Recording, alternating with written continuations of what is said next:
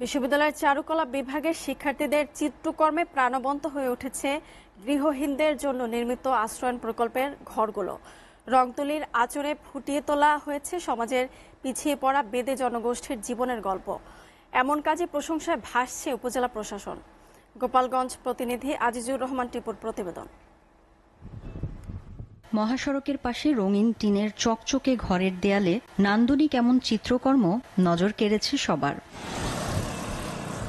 আশ্রয় ৩ প্রকল্পের আওতায় পঞ্চম ধাপে ঘর পাচ্ছেন গোপালগঞ্জ সদর উপজেলার সাতপাড় ইউনিয়নের চামটা এলাকার ৫০টি বেদে পরিবার। ইতোমধ্যে ঘর নির্মাণের কাজ শতভাগ সম্পন্ন হয়েছে।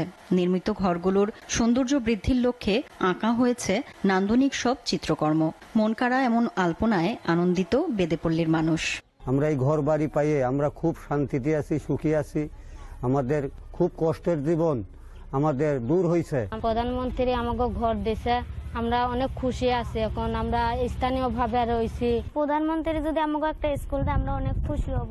আমরা পড়ালেখা করতে পারবো। আমরা স্কুল চাই, আমরা পড়তে চাই, আমরা একটা ভালো একটা চাকরি করতে চাই, আমরা ভালো পরিবেশ করতে চাই। চিত্রশিল্পীর রংতুলির আঁচড়ে ফুটিয়ে তোলা হয়েছে বেদে জনগোষ্ঠীর জীবনধারা। চিত্রকর্মে তুলে ধরা হয়েছে বেদের নৌকা, নদী, তাঁবুর ঘর, সাপ, বিন, মাসি সহ বেদের জীবনচিত্র। উপজেলা নির্বাহী কর্মকর্তা জানান, ঘরগুলোতে আঁকা চিত্রকর্মের পরিকল্পনা বা বরাদ্দ ছিল না। সৌন্দর্য বৃদ্ধি ও প্রাণবন্ত করে তুলতেই নিজ উদ্যোগে করা হয়েছে চিত্রকর্ম। সেখানে সহযোগিতা করেছে বিশ্ববিদ্যালয়ের একদল মেধাবী শিক্ষার্থী। যারা এইভাবে ঘুরে বেড়ায় যাযাবরের মতো, তাদেরকে একটা স্থায়ী ঠিকানা করে দেওয়ার জন্য।